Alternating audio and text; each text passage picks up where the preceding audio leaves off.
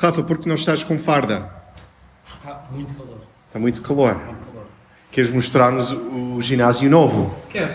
Entramos, deparamos logo com uma leg press, onde nós treinamos as nossas pernas. Temos aqui uma rack onde nós podemos fazer agachamento, podemos fazer peito. Depois temos ali os nossos halteres, com os TRX na parede, onde nós podemos fazer trabalho com o peso do nosso corpo, o nosso sofá, a nossa... Como é que isto se chama? Uma prateleira, estante. Uma prateleira, uma estante com material de nutrição, proteína.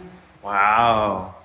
Exatamente. E quando não estás a dar treinos, onde é que tu passas o tempo? Passo o tempo aqui. Vamos ver se está arrumado.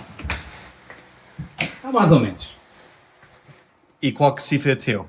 Espera, é o cacifo ou a cacifo? O cacifo. O cacifo, qual é teu? São estes dois. No qual eu não vos vou mostrar. Ah, não está arrumado.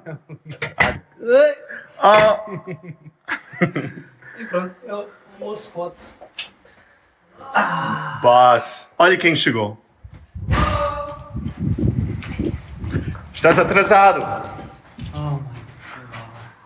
Sempre a filmar, sempre a filmar. Como é, Rafa? Como estás? Tudo bem? Está-se. Pronto para mais um treino? Pronto para mais um Não treino. vamos. Let's go. Peço desculpa pelo atraso. Vamos a isso.